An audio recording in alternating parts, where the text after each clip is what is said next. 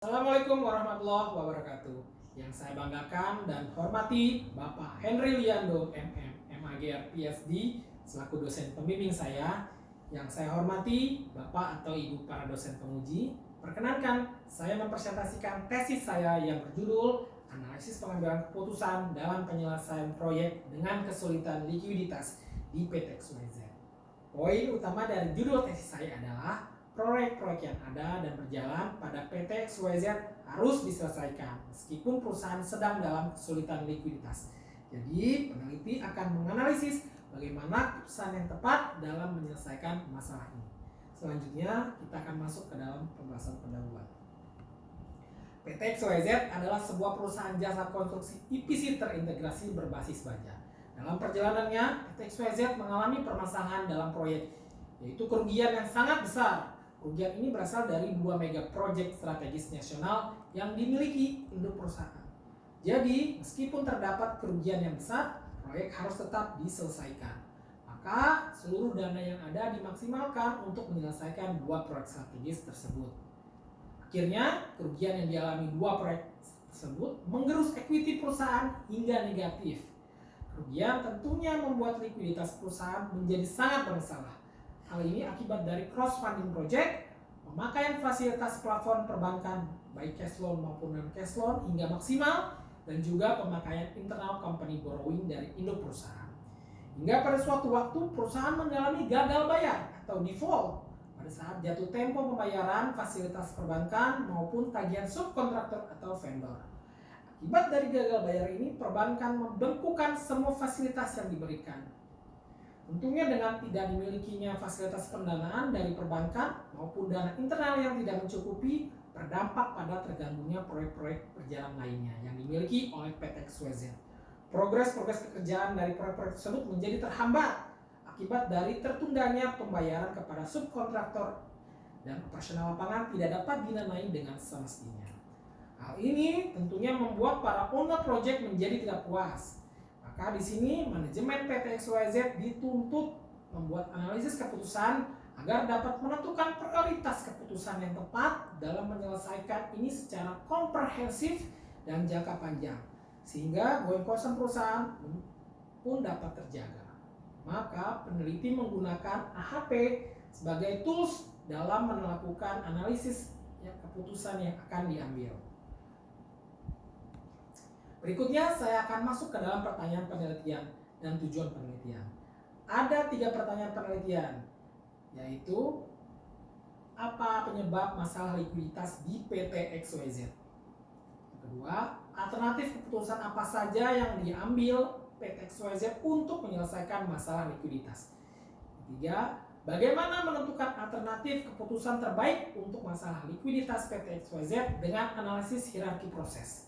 Dan juga terdapat 3 tujuan penelitian, yaitu pertama, mengidentifikasi penyebab masalah likuiditas di PT XYZ. Yang kedua, menyusun alternatif keputusan dalam menyelesaikan masalah likuiditas pada penyelesaian proyek PT XYZ.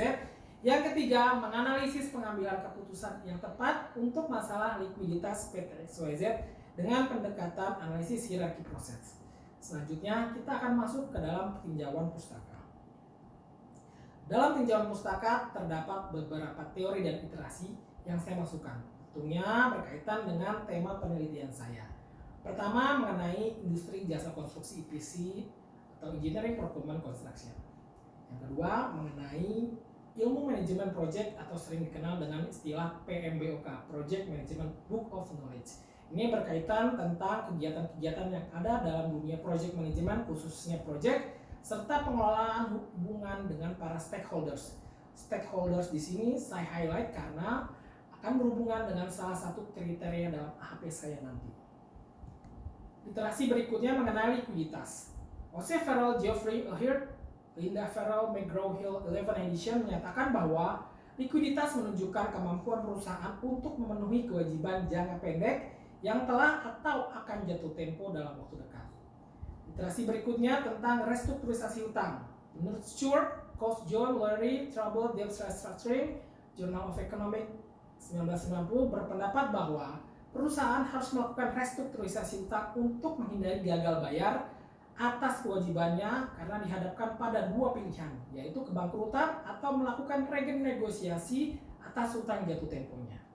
Literasi berikutnya mengenai efisiensi, di mana menurut Robbins and Pearce 1992 menyatakan bahwa strategi turnaround dilakukan agar perusahaan mampu bangkit kembali dan bersaing dengan perusahaan-perusahaan lainnya.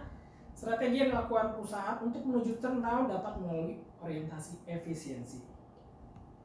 Literasi terakhir mengenai inti dari penelitian ini yaitu tentang analisis hierarki proses. Analisis hierarki proses merupakan suatu model keputusan yang dikembangkan oleh Thomas L. Satie. Model keputusan ini akan menguraikan masalah multifaktor, multikriteria yang kompleks menjadi suatu hierarki. AHP dirancang untuk mengatasi pengambilan keputusan baik berdasarkan rasional maupun intuisi untuk memilih alternatif terbaik dari sejumlah alternatif yang dievaluasi dengan beberapa kriteria. Berikut adalah contoh bagian hierarki AHP nantinya. Selanjutnya kita akan masuk ke dalam metode penelitian. Pertama kita akan membahas metode pengumpulan data, yaitu data primer dan data sekunder. Data primer yang dapat peneliti melalui 3 cara. Yang pertama melakukan wawancara kepada pihak yang berkompeten. Dalam arti pihak-pihak tersebut memiliki kewenangan dalam memberikan keputusan dalam hal-hal pelaksanaan yang berkaitan dengan operasional project, yaitu seorang project manager, seorang kepala bisnis unit, seorang kepala divisi perbendaharaan, seorang direktur bisnis dan operasi, dan seorang direktur SDM dan keuangan. Kedua, melakukan fokus group discussion kepada tim project. Hal ini guna mendekomposisi atau mendetailkan permasalahan guna menentukan kriteria maupun subkriteria yang tepat dalam penyusunan hierarki. 3. Memberikan kuesioner kepada responden untuk dapat memberikan bobot penilaian atas hierarki yang terbentuk. Data sekunder peneliti dapatkan dari dokumentasi serta laporan-laporan terkait proyek dan keuangan perusahaan. Dalam metode analisis data, peneliti menggunakan metode analisis hierarki proses dengan tahapan sebagai berikut. Pertama, peneliti tetapkan tujuan utama yang ingin dicapai, yaitu penyelesaian proyek dengan kesulitan likuiditas. Yang kedua, menetapkan alternatif keputusan yang akan diambil, kriteria, subkriteria atas hasil dari wawancara dan FGD. Kemudian tahapan ketiga menyebarkan kuesioner kepada para responden, yaitu para pihak yang diwawancarai untuk memberikan nilai atas bobot prioritas yang dipilih terhadap hierarki yang terbentuk. Yang keempat, melakukan perhitungan AHP, yaitu melakukan pairwise comparison dengan membandingkan penilaian dan kriteria subkriteria alternatif keputusan tadi, serta menghitung eigenmax, eigenvector, konsistensi indeks, dan konsistensi ratio. Konsistensi ratio yang dihasilkan harus bernilai kurang dari 10%. Setelah itu dilakukan perhitungan, maka masuk ke dalam tahapan kelima, yaitu didapatkannya bobot prioritas.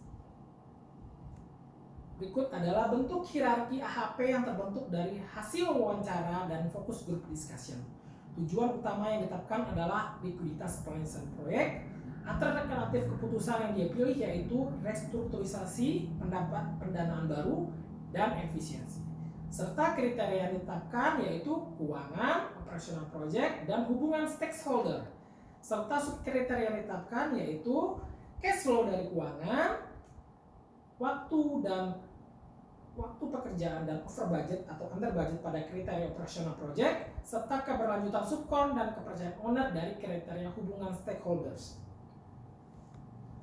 Berikut adalah intensitas kepentingan pada kuesioner yang berisi tentang tingkat kepentingan dengan nilai 1 sampai dengan 9, definisi masing-masing nilai, serta penjelasannya dari nilai-nilai tersebut. Berikut adalah contoh pengisian kuesioner dengan contoh pertanyaan sebagai berikut.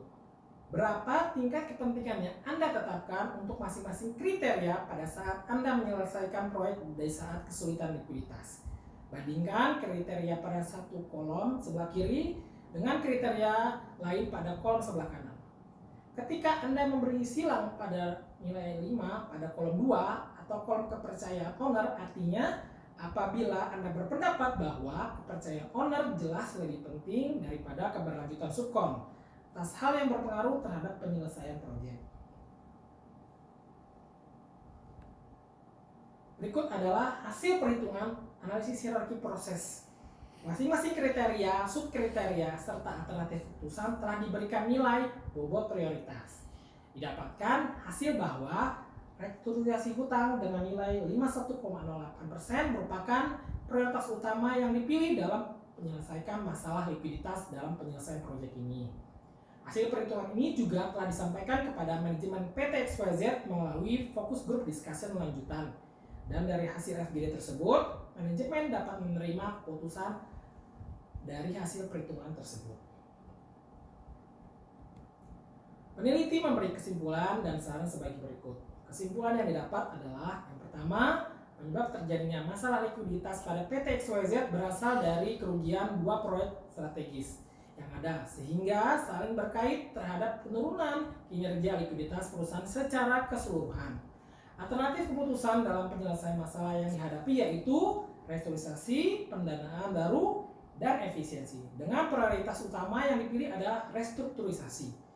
Implikasi manajerial atas prioritas keputusan yang akan diambil menjadi langkah ke depan dalam penyelesaian masalah yang dihadapi, seperti menyiapkan skema pembayaran yang tepat dalam melakukan restrukturisasi hutang, serta mencari pendanaan baru di luar non-perbankan, serta efisiensi dari seluruh lini proyek.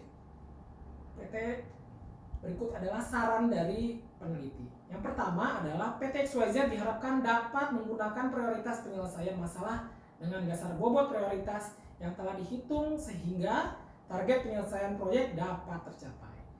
Yang kedua, PT XYZ secara konsisten menjaga program kerja ini atas implikasi manajerial yang terdampak dari analisis hierarki proses ini. Demikian presentasi atas sesi saya. Terima kasih atas perhatiannya. Wassalamualaikum warahmatullahi wabarakatuh.